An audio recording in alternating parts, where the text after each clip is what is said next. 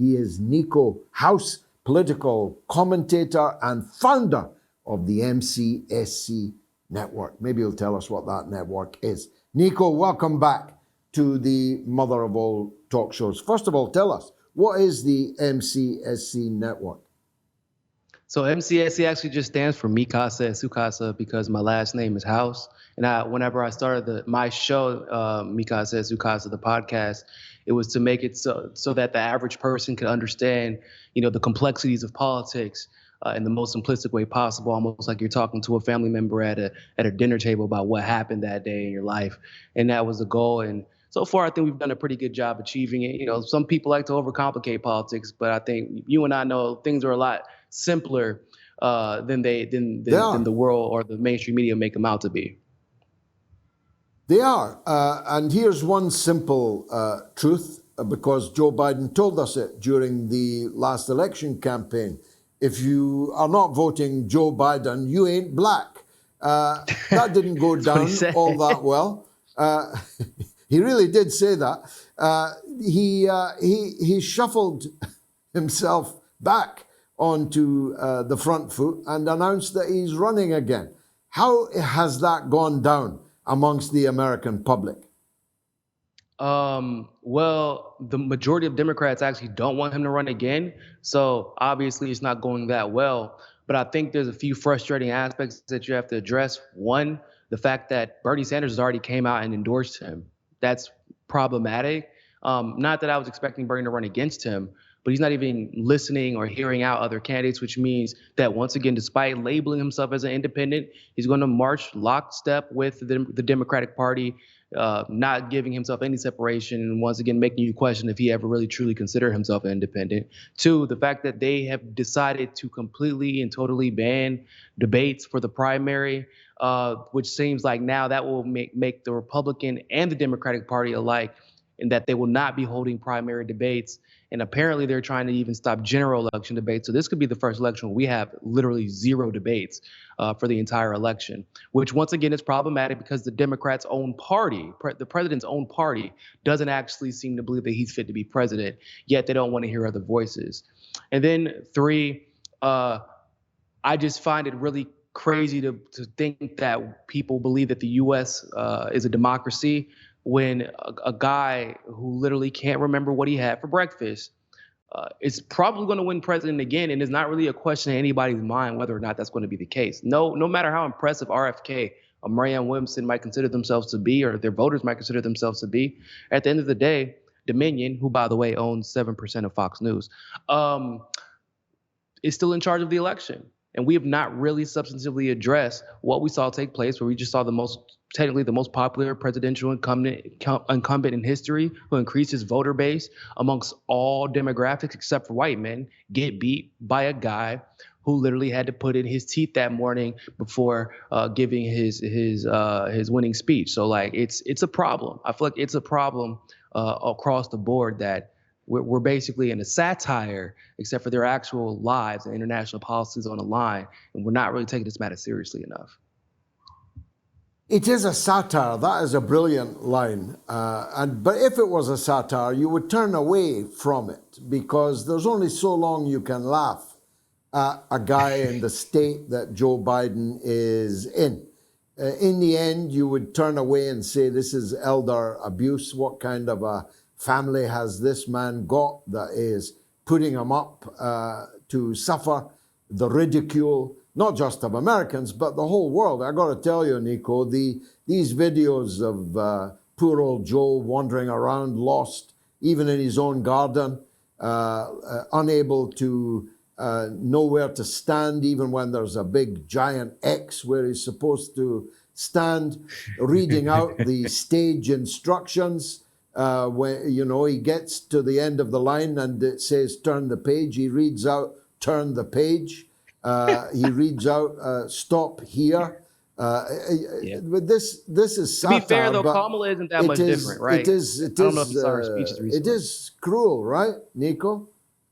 It is cruel, but to be fair, Kamala doesn't seem to be all that much different when it comes to the mental games. I don't know if you saw her recent speech where I actually don't even know what she was talking about. She's like, it's important in this moment that we really think about this moment and we contextualize the moment that we're in with contextualization. I'm like, hold on.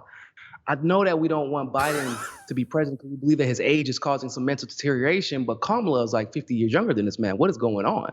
It's almost like they're sharing the same brain, unfortunately, which once again doesn't bode well for the American people. But I think that you would agree, being an international citizen yourself, this doesn't bode well for the world. We are on the cusp of World War III. The U.S. government has made that pretty clear that that is their goal. And with BRICS aligning in the way that they are, making the economic moves internationally, making the partnerships internationally, I don't see, like, we know that Biden is a puppet, and we know who the puppet masters are.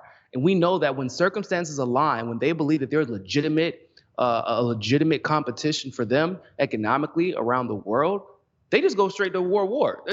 History has proven this already. And we are on the cusp of that right now. And Biden is a puppet who will not push back on that. That's what we need to be really talking about more. The gates are funny, but like the gates, in my opinion, are just displays how much control he really doesn't have over the situation, which means we don't have control over the situation, and we know what the powers that be do whenever they feel like they're not in control economically of the international community, and right now they don't have control. I'm glad you said that about Kamala Harris. I call her laughing gas. She doesn't seem to know when to laugh and when to stop laughing. She laughs at the most inappropriate things, times, and can't stop laughing. And I'm not sure, you're too young to know, but Richard Nixon had a vice president called Spiro Agnew, who was such a kook that Nixon used to say, no one will ever shoot me with this guy next in line. And Joe Biden's more or less in the same situation, that if you don't want me, you're going to get her.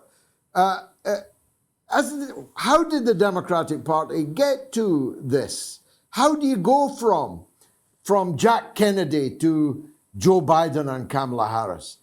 What changed in the Democratic Party? I would say that the Democratic Party is the only party that you can literally fail upwards. In fact, I would say it's almost a prerequisite to be an abysmal failure in what you do in order to become successful in the party. Whether you're talking about Hillary Clinton, who really had no political experience whatsoever, and then they gave her the second most powerful position in the world. When I say political experience, I mean like actually running the show. They like, she didn't have an experience. And then she was Secretary of State. And then they were like, actually, she's the most qualified person ever. I was like, I think our definitions of qualified have drastically changed over the years. And then you have Joe Biden, who had to drop out of at least a couple of races for plagiarizing speeches because he couldn't write his own.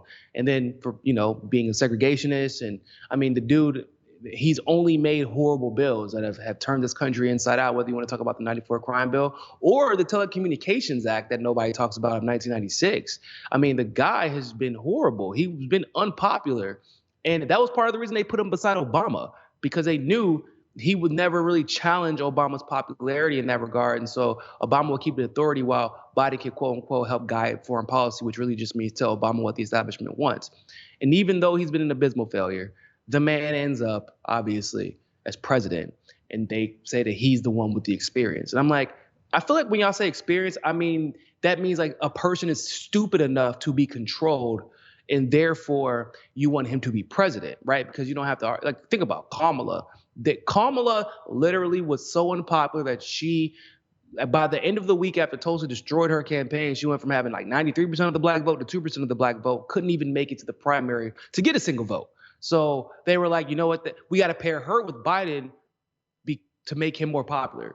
Like, no, I think we just established she isn't popular at all. Well, like, that's what we actually mean, though. We mean she isn't popular, and therefore we should pair them together because they need us to maintain the air of popularity.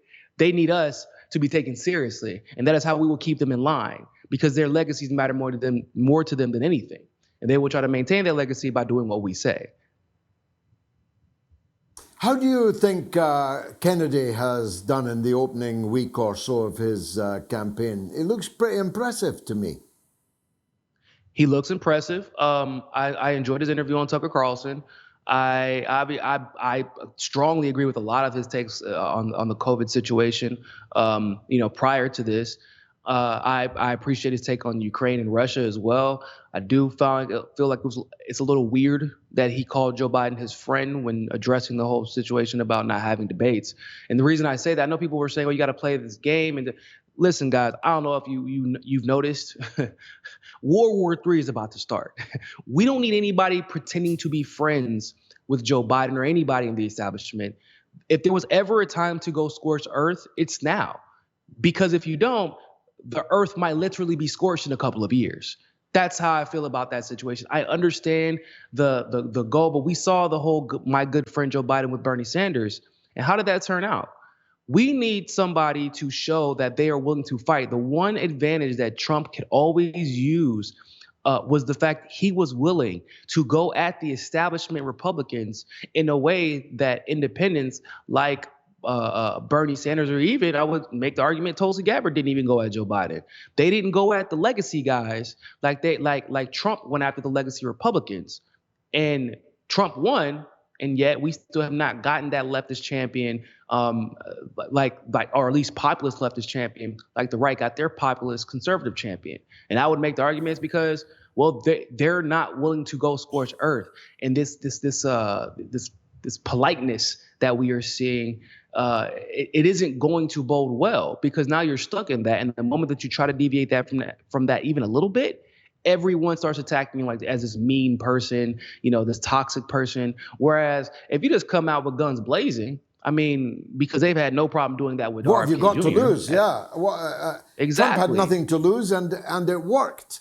Now you mentioned you have to Tucker play like Carlson. that, 'cause we're about to lose everything. George, we're about to lose everything. You mentioned Tucker Carlson. A few things came as a surprise to me about that story. The first was his $1.6 million a month wages. He's good, but that's a lot of money to read an auto cue. But the second was that Fox were ready to ditch a guy whose ratings are 10 times the ratings of any of the centrist commentators, the Rachel Maddows, the CNN, and all the rest. What's that all about, do you think?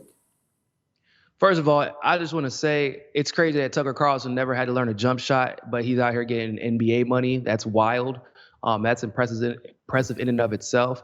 I would also like to say that I don't find it coincidental that he has RFK on, obviously, and we know where he stands on vaccines. He has on, he had this conversation, and he even kind of sarcastically included Fox News in this conversation, but he had this conversation about how the networks, at the behest of their advertisers, push these vaccines on people. What people don't seem to realize, though, is that Pfizer is 15% Dominion is 15% of his advertisement, which is crazy because the Dominion lawsuit just happened and the settlement just happened and he's fired. But also, Pfizer is one of the top advertisers for Fox News, and people don't know it.